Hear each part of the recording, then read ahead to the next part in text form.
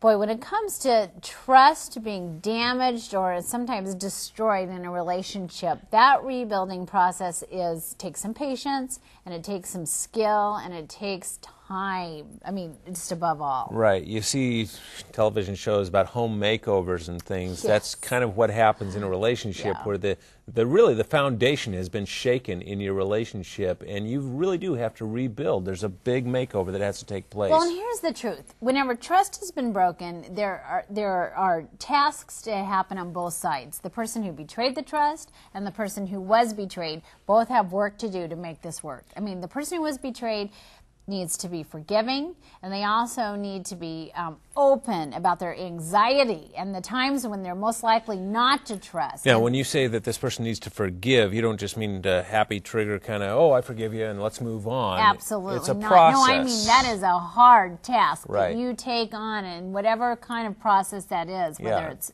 and forgiveness happens sometimes over months. gradually, Yeah. that's right, in stages, and sometimes you have to name exactly what the hurts are before you can even surrender that need to hurt back. And that's part of the work of the person who's been betrayed.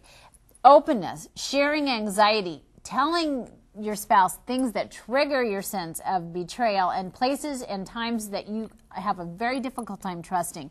On the other side, the person who's been the betrayer, whether it's with, secrets about financial choices or an infidelity or whatever level of trust has been betrayed, they have to, first of all, make themselves open and willing to answer questions. Yeah. They have to be held accountable for their time, and it can feel a little bit invasive for a while. Because Well, it feels like it's almost demeaning, because you have this accountability, like all of a sudden you're 14 again. You have to let your parents know where you are. And you don't want to have to earn trust back. There's a little bit of arrogance there. It's like, I've changed, my heart has changed, now I want you to take me at my word. Well, you've surrendered the right for that. You need to allow time for trust to be reestablished. That's one of the consequences of the bad choice you made. Right, And, all right. And that's a hard work. And not only that, but you have to set boundaries. Whatever it was that you did that damaged the trust, you have to completely have that off limits. If it's an affair, there is no contact with that person whatsoever, or no presence in the places that are temptations for you.